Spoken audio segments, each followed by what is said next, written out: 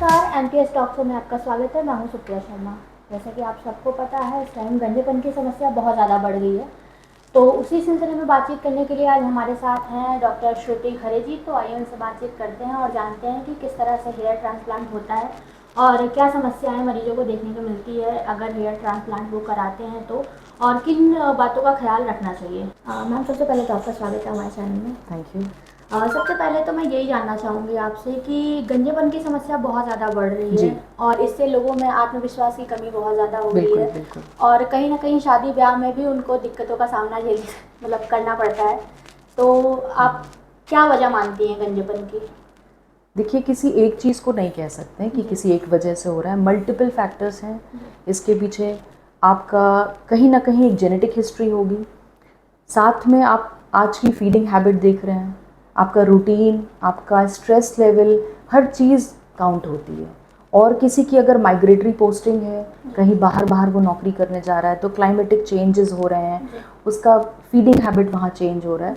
हर चीज़ एक aggravating factor का काम करती है, जिससे कि ये बहुत कम उम्र में दिख जाता है। पहले ये 40-50 की उम्र में फ्रीक्वेंटली दिखाई देता था, आज 20-22 साल में लड़के गंजे हो रहे हैं। और इतनी कम उम्र में गंजे होने की वजह से कहीं ना कहीं पेशेंट्स को ये फील होने लगता है कि मैं उससे कम ठीक लग रहा हूँ, तो मेरी शादी, मेरा करियर, हर चीज़ डिस्टर्ब होगी। और आप देख रहे होंगे आज के युवा हर चीज़ के लिए बेसिकली अपने एस्थेटिक्स पे कितना काम कर रहे हैं कि हम दिखने में ठीक लगें। ब्यूटी पार्लर से लेकर के हर चीज़ आज कितनी बढ़ गई, और ये काम हमारे हाथ लगा कि हमें किस तरीके से पेशेंट को साइकोलॉजिकली और एक जो मेडिकली हम जो ट्रीट कर सकें उसको। तो हेयर ट्रांसप्लांट ने बहुत अच्छा रोल प्ले किया है इस युवा के लिए। अच्छा मैम, ये बताएं कि किस तरह के सर पे आप हेयर ट्रांसप्लांट करती हैं? मतलब जो पूरी तरह से गंजे होते हैं या कुछ हिस्सों में जो गंजे होते हैं, या और भी कैटेगरीज होती हैं इसकी? मल्टीपल है इसमें। जो एंड्रोजेनिक एलोपेशिया है, जो कहीं ना कहीं एक पैटर्न बाल्डनेस है, मेल पैटर्न बाल्डनेस, उसको हम ट्रांसप्लांट कर सकते हैं। उस केस में स्टार्टिंग होती है एंटीरियर साइड से, आगे की हेयर लाइन पीछे जाना शुरू होती है और धीरे धीरे करके पूरा एरिया बाल्ड हो जाता है।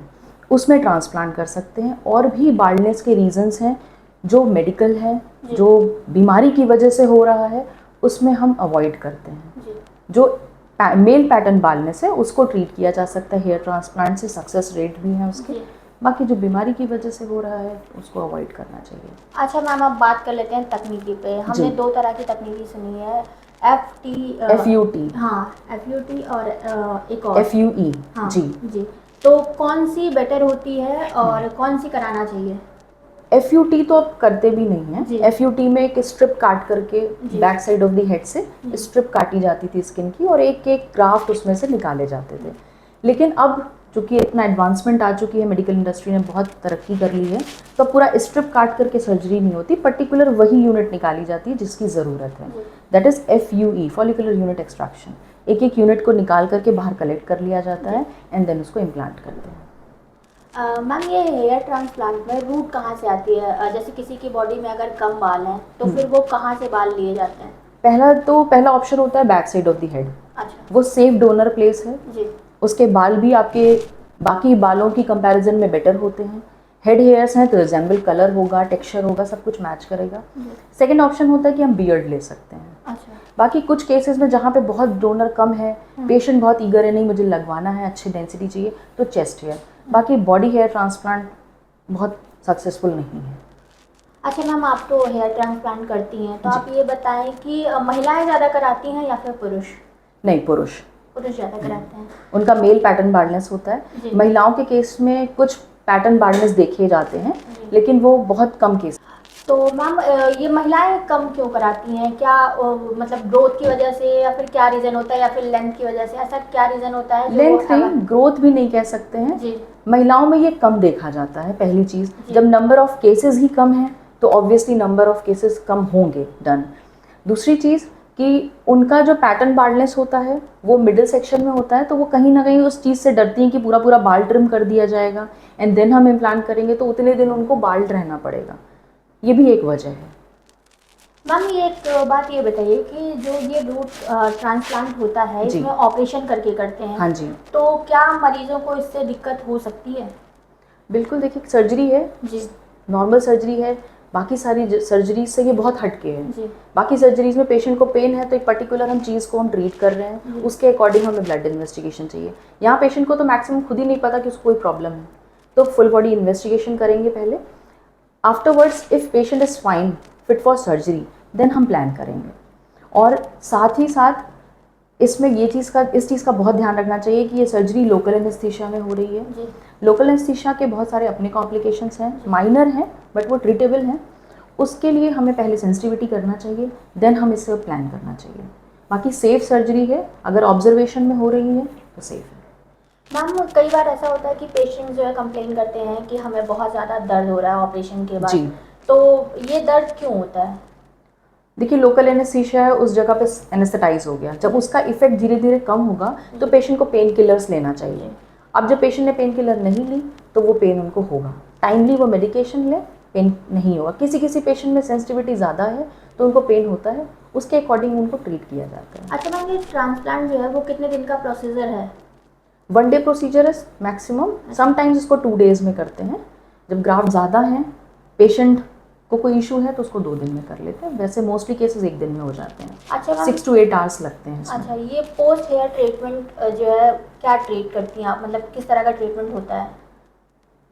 पोस्ट हेयर ट्रीटमेंट में आफ्टर ट्रांसप्लांट एंटीबायोटिक कवरेज देते हैं जिससे किसी तरीके का कोई इन्फेक्शन ना हो, सूजन ना हो। उसके बाद कुछ महीने के लिए इसमें फूड सप्लीमेंट्स चलते हैं, मिनॉक्सिडिल एप्लीकेशन होता है, फिर ये सारी मेडिसिन बंद कर दी जाती हैं ग्रेजुअली। अच्छा, ये हेयर ट्रांसप्लांट के बाद क्या बाल झड़ने की भी समस्या आती है? हेयर ट्रांसप्लांट बिल्कुल डिफरेंट चीज़ है बाल झड़ने से। बाल किसी के भी झड़ सकते हैं, बाल तो हमारे आपके भी झड़ते हैं, लेकिन हेयर ट्रांसप्लांट में हम गंजेपन को ट्रीट कर रहे हैं। बस यही डिफरेंस हमें समझना है। आपने ट्रीटमेंट लिया, बाल झड़ना अलग प्रोसेस है, वो होगा, उसके लिए अलग ट्रीटमेंट है, वो भी आपको करते रहेंगे। अच्छा मैम, कई लोग क्लेम करते हैं कि हेयर ट्रांसप्लांट के बाद जो है आंखों की रोशनी चली जाती है और कैंसर जैसी भी समस्याएं होती हैं, ये कितना सही आप मानती हैं? ये बिल्कुल भी सही नहीं है जी। ये सब वहम है, बिल्कुल एग्जैक्ट वर्ड, ये वहम है, ऐसा कुछ नहीं होता। और मेरे हिसाब से हेयर ट्रांसप्लांट बहुत सेफ सर्जरी है। We are working in the skin, हम ब्रेन तक नहीं पहुंच रहे हैं, हम किसी भी ऐसे ऑर्गन को नहीं टच कर रहे हैं, बिल्कुल सेफ है। आपके भी हाथ कितनी बारी किचन में चाकू से कट जाते हैं, लोग पतंग उड़ाते हैं, मंजे से कट जाते हैं, तो वो स्किन है, वो हील हो गया, वैसे ही सेम एज ये है। सिंपल सी प्रोसीजर है और इसे बिल्कुल भी डरने की ज़रूरत नहीं है। मैम, आज बाजार में कई तरह की दवाएं आती हैं जो दावा करती हैं कि आपके बाल उग जाएंगे, अगर आप पूरी तरह से गंजे हैं तो भी आपके बाल आ जाएंगे, तो आप इसको कितना सही मानती हैं? देखिए, जहाँ रूट नहीं है जी, वहाँ पे आप खाद डाल दोगे, पेड़ नहीं आएगा। तो ये लॉस ऑफ रूट्स है, इसका नाम ही है लॉस ऑफ रूट। जब लॉस हो गया तो वहाँ पे आप कुछ कर लो, नहीं होगा कुछ भी। मैम, हेयर ट्रांसप्लांट कराने के बाद पेशेंट को किस तरह की समस्याएं झेलनी पड़ती हैं? क्या वो हेयर ट्रांसप्लांट कराने के बाद डॉक्टर के रेगुलर टच में रहता है या फिर कितने दिन तक उसे डॉक्टर के टच में रहना चाहिए, कंसल्ट करना चाहिए? बिल्कुल जी। स्टार्टिंग में आफ्टर ट्रांसप्लांट पेशेंट अपने घर सेफली पहुंच गया, आफ्टरवर्ड्स उसको 5 to 7 डेज एंटीबायोटिक कवरेज लेना चाहिए। 7 डेज के बाद उसको 21 डेज तक, till 21 days from transplant touch नहीं करना होता है ट्रांसप्लांटेड एरिया। बाकी उसके किसी काम पे कोई इफेक्ट नहीं पड़ता, वो अपने सारे बेसिक फंक्शंस करता रहे। जॉब ज्वाइन कर ले, जो स्टूडेंट्स हैं पढ़ रहे हैं वो अपनी पढ़ाई में किस चीज़ों को अवॉइड करना चाहिए हेयर ट्रांसप्लांट के बाद? लाइक जैसे कुछ चीज़ें 24 आवर्स के लिए बहुत च्यू नहीं करना चाहिए, टाइट फूड नहीं खाना चाहिए, सेमी सॉलिड डाइट पे रहना चाहिए, एंड हेड को टच नहीं करना चाहिए, बस। मैम, मैंने कहीं सुना है कि हेयर ट्रांसप्लांट के बाद हिचकी की समस्या बहुत ज़्यादा बढ़ जाती है। हाँ, कुछ पेशेंट्स में देखा गया है। हाँ, तो ये एक एलर्जिक रिएक्शन कह सकते हैं, 1 to 2 डेज में ही रिजॉल्व हो जाती है, कोई ऐसा मेजर प्रॉब्लम नहीं है। एक कुशल डॉक्टर होने के नाते हेयर ट्रांसप्लांट के पहले किन जांच क्या जांच कराना चाहिए? जी बिल्कुल। देखिए, पहली चीज़ तो आपका ब्लड इन्वेस्टिगेशन में हम CBC कराना चाहिए, कंप्लीट ब्लड सेल पिक्चर आपकी होनी चाहिए कि आपका प्लेटलेट लेवल क्या है, हीमोग्लोबिन लेवल क्या है, कोई इन्फेक्शन तो नहीं रेज है बॉडी में। फिर लीवर फंक्शन होना चाहिए, बिकॉज आपको पता है लीवर का बहुत बड़ा रोल है। किडनी फंक्शन कराना चाहिए, PT-INR, क्योंकि सर्जरी में ब्लीडिंग क्लॉटिंग क्या रेंज है वो पता होना चाहिए। आज कोविड के बाद हम देख रहे हैं कि हार्ट इश्यूज बहुत कम एज में दिख रहे हैं, तो एक बेसिक ECG भी करा लेना चाहिए। That's it. बेसिक जो एक रूटीन ब्लड इन्वेस्टिगेशन है वो कराना चाहिए। अच्छा मैम, जो बाल तो सब सर पे चाहिए, ऑब्वियस सी बात है, तो इसमें कितना खर्चा आता है? क्या बहुत ज़्यादा बजट है इसका? कितने खर्चे में ये? देखिए बहुत सारी टेक्निक्स हैं इसकी, जी। आपने बहुत सही क्वेश्चन किया। जी। आज के लोग इसी चीज़ पे परेशान हैं जी। कि बहुत महंगा तो नहीं है। जी। बिल्कुल भी नहीं, ऐसा नहीं है, बहुत महंगा नहीं है। केस पे इसमें टोटल डिपेंड करता है कि आपने कौन सी टेक्निक सेलेक्ट की है। तो ये ऑन एन एवरेज शुरू हो जाता है लगभग 35-40 हज़ार से, और आपका ये चलता है लगभग 1 लाख के बीच में। अच्छा। इसके बीच में सर्जरीज कंप्लीट हो जाती हैं। अच्छा मैम, मैंने ऐसा सुना है कि जो शुगर पेशेंट्स होते हैं या फिर जो हार्ट के पेशेंट्स होते हैं या जिनको कुछ एलर्जिक प्रॉब्लम्स होती हैं, उनको हेयर ट्रांसप्लांट नहीं कराना चाहिए। इसका क्या रीज़न है? किस तरह की समस्याएं उनको झेलनी पड़ेगी अगर वो करा लेते हैं तो? देखिए ऐसा होता है कि जब नॉर्मल सर्जरीज हो रही हैं किसी की लाइफ बचाने के लिए, तो हर स्टेज में करी जाती हैं। ये कोई लाइफ सेविंग सर्जरी नहीं है, ये टोटली पेशेंट की पसंद से हो रही है। ऐसे में हम अगर ऐसे पेशेंट को डिस्टर्ब करें जिसको हार्ट प्रॉब्लम है, तो कोई ज़रूरी नहीं है वो बाल लगाए बगैर जिंदा रह सकता है। जी बिल्कुल मैम। ठीक है, अगर उसको उस सर्जरी से इश्यूज हो सकते हैं तो हम बिल्कुल भी नहीं करेंगे। बाकी ऐसा नहीं है कि शुगर पेशेंट्स की नहीं होती, कंट्रोल शुगर होना चाहिए। हाई बीपी पेशेंट है, बीपी कंट्रोल होना चाहिए। अच्छा मैम, ऐसे में जो एनेस्थीसिया का जो इंजेक्शन होता है, दिया जाता है जब, तो वो किन पेशेंट्स को वो हार्म करेगा अगर इंजेक्शन दिया जाता है तो? जैसे किसी पेशेंट्स को रिसेंटली हार्ट सर्जरी हुई है, जी। उनको अवॉइड करना चाहिए, 6 मंथ्स तक उनको नहीं कराना चाहिए। किसी को अभी 6 मंथ्स में कोई कार्डियक अरेस्ट आया है, उनको अवॉइड करना चाहिए। कि कोई हिस्ट्री दे रहा है बहुत सीवियर एलर्जी की, तो उनमें प्रॉपर ऑब्जर्वेशन में सर्जरी होनी चाहिए। कोई ये हिस्ट्री दे रहा है कि 6 महीने पहले मैं कोमा में चला गया था, ऐसे पेशेंट्स को अवॉइड करना चाहिए। अदरवाइज बिल्कुल सिंपल सर्जरी कर सकते हैं, ऑब्जर्वेशन में हो रही है, दैट्स फाइन। मैम, प्रयागराज में आपके अस्पताल में किन आधुनिक टेक्निक का जो है इस्तेमाल किया जाता है हेयर ट्रांसप्लांट करने के लिए? देखिए हम लोग FUE टेक्निक के ही कई वर्जन्स करते हैं। FUE में एक टेक्निक्स होती है जिसमें हम एडवांस उसकी टेक्निक है। नेक्स्ट वन है कि हम DHI करें, डायरेक्ट हेयर इम्प्लांटेशन, ग्राफ्ट्स की हैंडलिंग इसमें बहुत अच्छी होती है। एंड थर्ड वन है सफ़ायर, जिसमें स्कारलेस प्रोसीजर है। ये इसमें दाग नहीं आता, इसमें मालूम नहीं पड़ता कि सर्जरी हुई है, बहुत स्लिट इसके बहुत ईजी बनते हैं। अच्छा मैम, ये तो रहे हमारे जो हम आपसे पूछना चाहते थे, जानना चाहते थे। अब आप ये बता दें जो हमसे छूटा हुआ है वो आप बता दें दर्शकों को। इसमें सबसे ज़्यादा लोगों को यही लगता है जो डर कि पेन तो नहीं होगा सर्जरी के बीच में, सर्जरी हो रही है तो। लोकल एनेस्थीसिया मैंने आपको पहले ही बताया कि लोकल एनेस्थीसिया में सर्जरी है, पेन नहीं होता है, सेफ़ है। भविष्य में चल के किसी तरीके की कोई मेजर इशू नहीं देखे गए हैं कि पागलपन आ गया, कैंसर हो गया, ऐसा कुछ नहीं है। और इकोनॉमिक है, आपने भी ये चीज़ पूछी। बाकी मोस्ट ऑफ द चीज़ें जो पेशेंट हमसे पूछते हैं वो आपने कंसिडर करा है। जी मैम। और बहुत अच्छा लगा मुझे आपसे बात करके, और एक बहुत अच्छा काम कर रहे हैं।